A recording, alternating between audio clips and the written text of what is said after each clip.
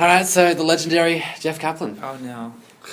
The man that needs no introduction, obviously. Game director for Overwatch. So the head honcho, is it fair to say?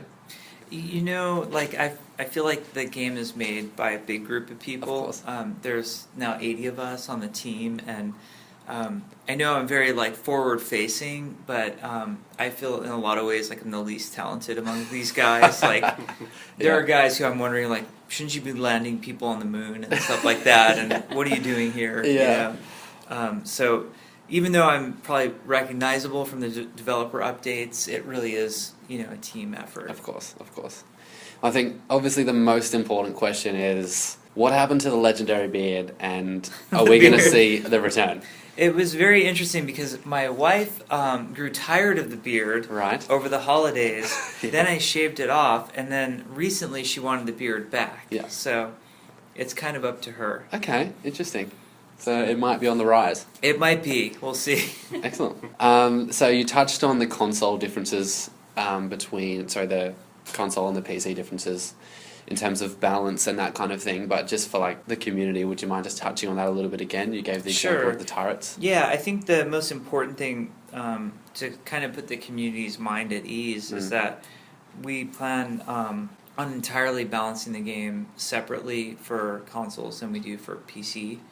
We don't plan on balancing it different between Xbox and PlayStation. We feel like there's enough parity there that you don't really need to tune the game differently, but we don't want to do anything that would harm consoles because of PC tuning, and we don't want to do anything that would harm PCs because of console tuning. So I think that's the highest level sort of statement, and there's been a lot of unease of, oh God, this I play on this platform, so that means this platform's going to ruin it for us, or I play on the other one, and we wouldn't do that. Okay, that's like just great to know.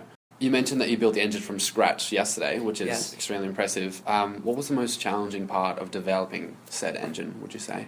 Well, I'm not a technologist, so I'm sure it was a lot harder for those guys than it was for me. Yeah. I think one of the most challenging things about starting with the new engine is you don't have an existing tool set. Like right on the other side of this wall is our tools team, and they're amazingly talented individuals. But something that you don't often think about is those guys are probably the unsung hero of the entire development team, and they work on software that 80 people are going to see in the entire world ever. Wow. And if you go to any developer on this team and say who's like the most important group, it's those tools guys, because we literally couldn't make the game without them. So when you're working on an established engine, like if we're working on World of Warcraft, we have, I think, 15 years of tools development. Yep. So there's a instant ability to make stuff and put it in the game. You start an engine from scratch, and you're just waiting for a long time before you can even do anything. So I think it's just that gaining of momentum through tools is actually the hardest part of starting with a new engine. Yeah, wow. Touching on those tools, that brings up the question of, I asked you yesterday if you've considered like allowing the community to come up with skins and that kind of thing. Obviously with CSGO, it's hugely important. So if you could just maybe touch on that again. You were saying that we're super, like philosophically, we're in love with the, by the way, our lead tools programmer is Australian, I should have mentioned. Oh, wow, that. okay. Yeah. Good to know. Rowan is his name. We are absolutely open to the idea of creating some ability for players to get content into the game, whether they be skins, sprays, maps. Philosophically, we love those ideas. So it's not like we're sitting here going like, no, it's a closed system, and how do we cut those people out? Yeah. And that's not our philosophy at all.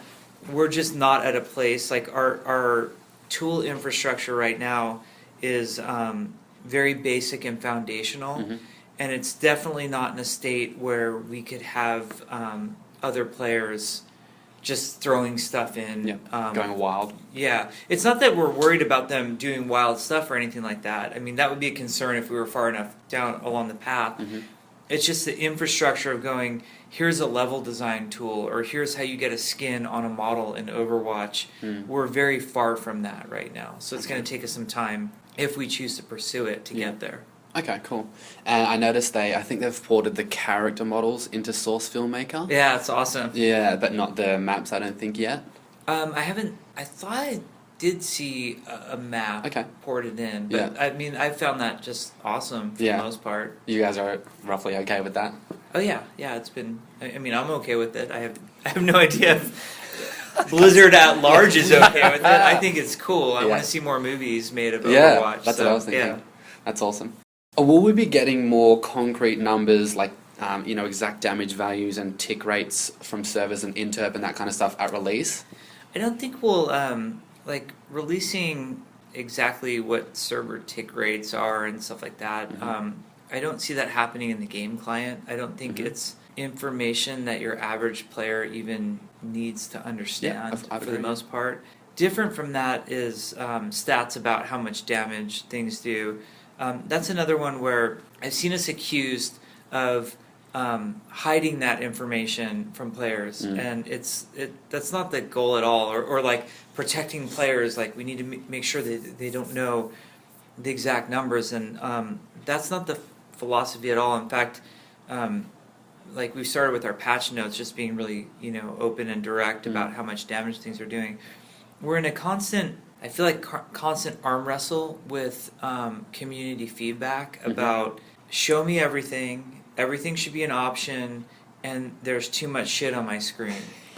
And this are kind of at odds with each other, because if there's like this demand for, I need to see every stat available in the game, and then we put it in the game, it's going to be very visually overwhelming.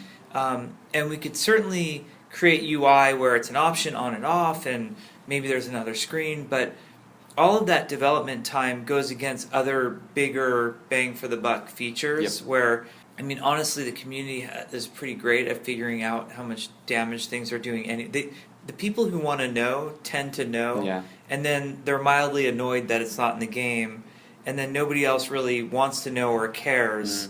And it feels like a low bang for the buck to focus on that right now when we're 2 months from launch. Like, how do we get every single... I'd rather just give them a spreadsheet and like, there you go, like check it out. Okay. I don't know if that's a cop-out answer or not. No, that's good. It's just, I guess, just good to know.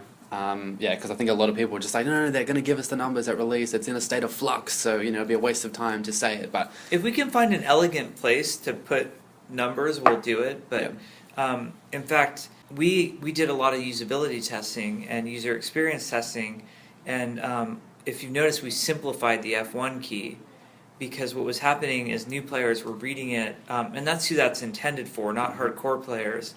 New players were reading it and getting overwhelmed and like, why are you hitting me with a wall of text? Like, what does this character do? Like, how do I play Reinhardt? Not, why are you explaining what armor and shields are to me? And we sort of realized, intended audience for that was new player, not experienced player. Experienced player knows how to get at the information they want. If they're that invested that they care about what is the damage mitigation percentage on armor, they're going to know how to get at the information. 100%, yeah, I agree. Here's kind of a left field one. This is a suggestion I saw on Reddit. Would you guys consider maybe like a PvE survival mode kind of thing at some point? Have you considered the PvE stuff? I mean, that's a killer idea. That would be super awesome. Like similar to, I guess, COD Zombies or TF2 Man vs. Machine, if you've seen that as well. We played all of those. Yeah. I think that'd be amazing. It's not really in scope, like the amount of work that is. I don't think most people realize how difficult and challenging it is to build a system like that. But it's an amazing idea. I mean, it's super cool. We're not opposed to it. Would love it if something like that was in the game. Okay. That's like building a game unto itself. Like when you kind of start scoping what the work is. That was like a major TF2 update. They were like, this is kind of it for a while. So I can understand that. In terms of skirmish, now I've seen you kind of posting the devs' thoughts on skirmish and how you came up with it when you, like, half the team was just waiting to get in the game kind of back in the early days. And obviously you've seen the skirmish feedback on the forums as well. Yeah, I saw your big post about it. Would you consider maybe, because I feel like I love skirmish, but there's like it's like almost there but not quite, and that is like you rarely find other players a lot of the time. due to the fact that the spawns are often so far away, and then there's also the 10-second respawn timer. Would you consider maybe doing like an insta-spawn, kind of deathmatch style I think skirmish mode? we would be open to exploring it. Where the next step for me was that patch last night, which gave Yep. you the option to skip skirmish. Yep. And what I'm hoping for, it's going to take a little while to get a feel for this, but what I'm hoping for is that over time we see players who are in skirmish actually want to be there, which is not the current case. Like right now, Right. everybody, or as of yesterday, previous to the patch, everybody who was there was not necessarily wanting to be there. I'd love to see how it plays out now that we know that people who are there can opt out of it. And then is it a little bit better because people are more engaged in it? It's never been intended to be a full-blown game mode. We're not, as the more it inches towards being a game mode, the more players are going to start to care about how it's match made. Right. And it's not match made at all. Okay, yep. It's you could be in there with a pro player and be the worst player in the world, and in skirmish that could happen because you're actually waiting for the matchmaker to do its thing. So the more you kind of edge it towards a game mode in and of itself, Yeah. the more people will want rules for it, statistics for it.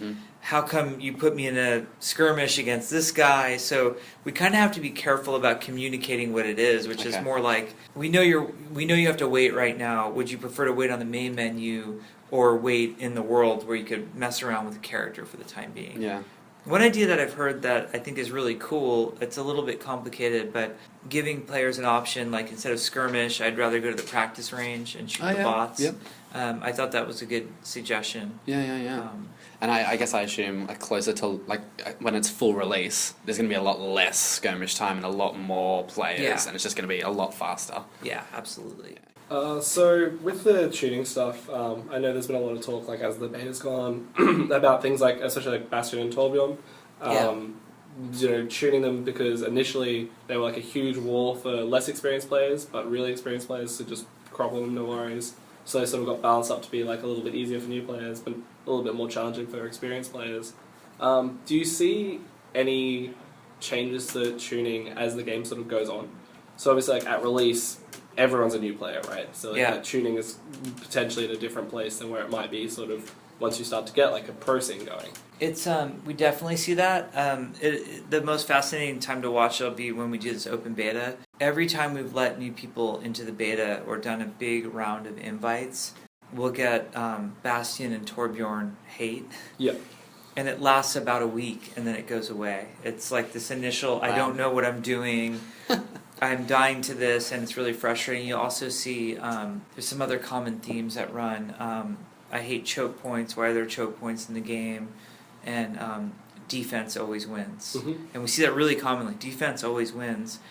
And we clearly have the statistics to show that that's not the case. Ironically, the perception is the funniest part of that. One of the maps that they perceive as being most unbalanced is Temple of Anubis, which is one of our most balanced maps. And one of the maps that's perceived as being one of the funnest, best maps, Watchpoint Gibraltar, is not very balanced. It's all psychological, what's going on. And a lot of it has to do with learning curve as well. And we find that if players just put in a little bit of time, they realize, hey, I don't need to stop at the choke point and shoot through it like I'm in DE Dust in Counter-Strike. Like I'm Tracer, I can blink 30 meters through and just like, I'm no longer part of that engagement at all. Or Diva, just fly over it. So they learn that, and then the same goes for the counters for Bastion and Torbjorn. You know, early on, they're very devastating. Ironically, they're the heroes that newer players like playing the most. So even though they'll post hating playing against it, they love being those heroes. We've talked a lot about trying to have heroes competitive across all bands of playstyles. You know, as we're nearing launch with Bastion and Torbjorn, we've kind of made a conscious decision. It's our hope, and we'll always strive to see them more in competitive play, but we would rather sacrifice seeing Torbjorn and Bastion in competitive play than to make new players hit a wall. Yeah, that's very fair. So it's this weird thing of like if in competitive play, 19 of the heroes get played really frequently and, these two guys don't. If we do that to not smash lower level players in the face, that's the decision. We're never going to make a decision to make something super viable in competitive play at the cost of less experienced players. So obviously there's like a huge focus on this being like a competitive PvP shooter, and obviously that leads into like competitive leagues, esports, that sort of stuff. Are there any like sort of solid plans around having like an in-client sort of something similar to like a rank mode in Heroes of the Storm? We're working on that right now. So I don't have a lot of details because the design is in flux. But what we're doing is we're looking at lots of different games and their competitive modes, including, it's nice in-house we have Hearthstone, StarCraft 2, Heroes of the Storm. They all have competitive modes, even World of Warcraft to some extent. So we have a lot to look at and a lot to pull from in terms of experience.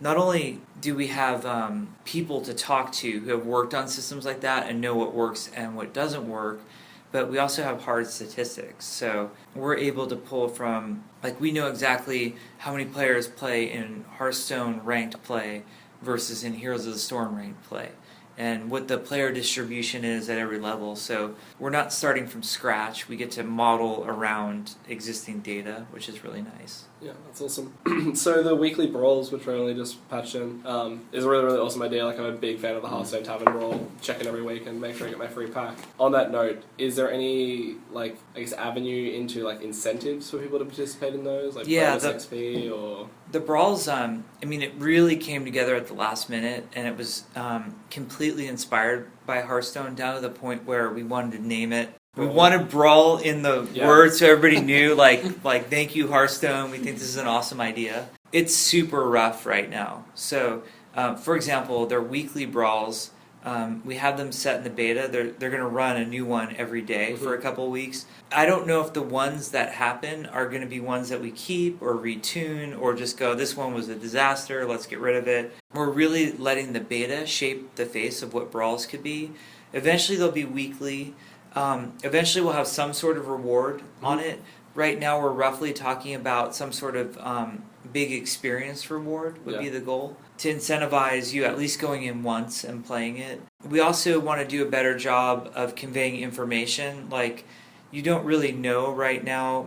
There's like kind of the big idea of what the brawl is. Like, we have running right now is Super Shimada Bros. You know it's Genji and Hanzo only. They have more health in this, which we might change. We're finding, players weren't crazy with the health change. But we also want to have like an information card that would pop up and give you like, well, here's all the things that are different about the brawl. We're pretty limited in what changes we can make to the game right now. But we have a list that's pretty amazing of, features we're just going to keep punching through. And we'll be able to do a lot more dramatic and different type brawls that I'm pretty excited about. If I can throw an idea out there. Yes, please. A gun game style thing. You start with defensive classes because they're obviously easy to get a kill with, and your last thing is like having to get a kill with Mercy. Something like that would be really, really cool. Yeah, that's awesome. Having to work through every character. We were huge fans of gun game in Counter-Strike, so it'd be great. The last one is probably a wait and see / can't answer question, but we currently have 5 of every role except support. We only have 4.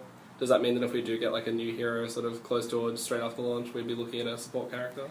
We're certainly looking at what characters are going to be next. We have a couple heroes internally that we're already playing with, and we're not going to forget about support. We love support. So exciting. So I do like content creation on YouTube and stuff, and I know a lot of like people from WoW. When I played that, I saw a lot of machinims and stuff like that. And I know you guys are working on like spectator mode, right? Will there be anything like I play Call of Duty and they have theater mode in there? Will there be anything like that for Overwatch? We've talked a lot about it. So we kind of have some of these dream features that we're not committed to doing, but that we would hope and like to get to someday. So everybody saw highlights went live last night, which is sort of like senior plays of the game. We want to have the first step would be a replay system. And I think in its most basic form, replay would just be watching the match, and maybe you could be third person, first person, or a free roaming camera like the spectator mode has. That's a feature we're excited to get in someday. And then the next step after that is doing a really explicit theater mode like the Call of Duties have. I mean, they're they're fantastic. I mean, they give you the timeline where the kills happened, and you can do all sorts of great camera work. But that would be pretty far out, and I think the progression that it would take for us to get there is, finish off highlights and retune that, improve spectator mode, just period. It needs to be a lot better. Try to get a replay system working, and then try to get something like theater mode going. So it's more aspirational at this point than a commitment, but it's something we'd really like to do. Well, yeah, thank you so much for your time, Jeff. We so appreciate Thank you so it. much. Yeah, absolutely. Thank you guys.